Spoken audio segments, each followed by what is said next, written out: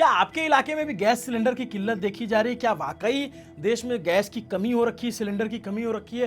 क्या रेस्टोरेंट में जो है ये शॉर्टेज हो रही है क्या माजरा? पूरी कहानी जरा समझ लीजिए।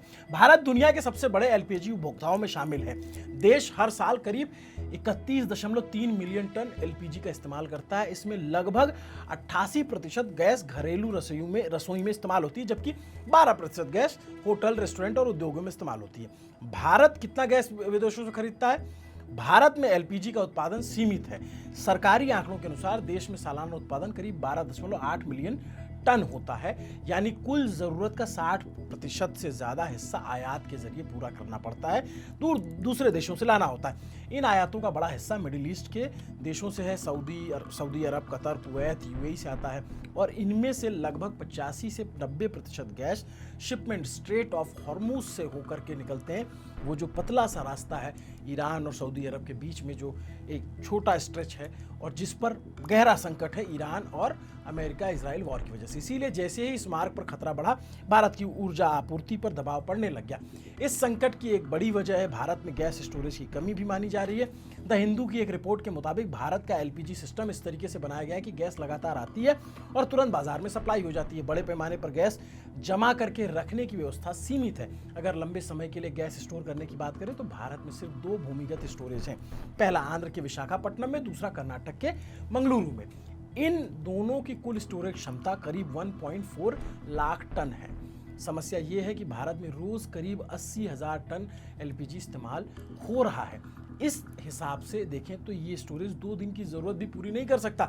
ऊर्जा विशेषज्ञों के मुताबिक यूरोप जैसे देश में गैस स्टोरेज की स्थिति काफी बेहतर है।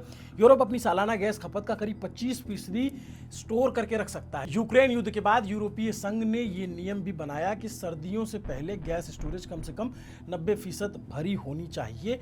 भारत में अभी ऐसी कोई व्यवस्था नहीं है। सरकार क्या कदम उठा रही है? बढ़ते संकट को देखते हुए केंद्र सरकार ने कई कदम उठाए। पेट्रोलियम मंत्रालय ने एक हाई लेवल कमेटी बनाई है जो देश में गैस सप्लाई की लगातार समीक्षा कर रही है। एसेंशियल कमोडिटीज एक्ट लागू किया गया है ताकि जमाखोरी और कालाबाजारी को रोका जा सके। सिलेंडर के मामले में घरेलू गैस सिलेंडर की बुकिंग के नियमों में बदलाव किया गया है। गैस डिलीवरी के समय ओटीपी और बायोमेट्रिक वेरिफिकेशन अनिवार्य किया गया है। सरकार अब नए गैस सप्लायर की तलाश कर रही है। नॉर्वे, अमेरिका और कुछ अफ्रीकी देशों से गैस खरीदने के विकल्प पर विचार किया जा रहा है। हालांकि इन देशों से भारत गैस पहुंचने में ज्यादा समय लग सकता है। और आगे क्या हो सकता है? ऊर्जा विशेषज्ञों का कहना है कि अगर पश्चिमी एशिया में तनाव जल्दी कम नहीं हुआ तो गैस संकट और गहरा सकता है। हालांकि सरकार नए सप्लायर और घरेलू उत्पादन बढ़ाने की कोशिश कर रही है, लेकिन अंतर्राष्ट्रीय सप्लाई सामान्य होने तक बाजार में दबाव बना रह सकता है।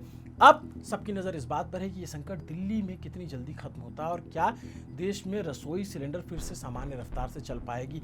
क्योंकि जिस तरीके की गैस सिलेंडर के लिए कतारें फिलहाल देखी जा रही हैं, उसे हम सालों पहले देखते थे। और जो नरेंद्र मोदी सरकार जिसे अपनी उपलब्धि में गिनती थी वो ये कि हमने गैस सिलेंडर की लाइनें खत्म करा दी, अब सिलेंडर घर घर पहुंचता है। और ये हुआ भी।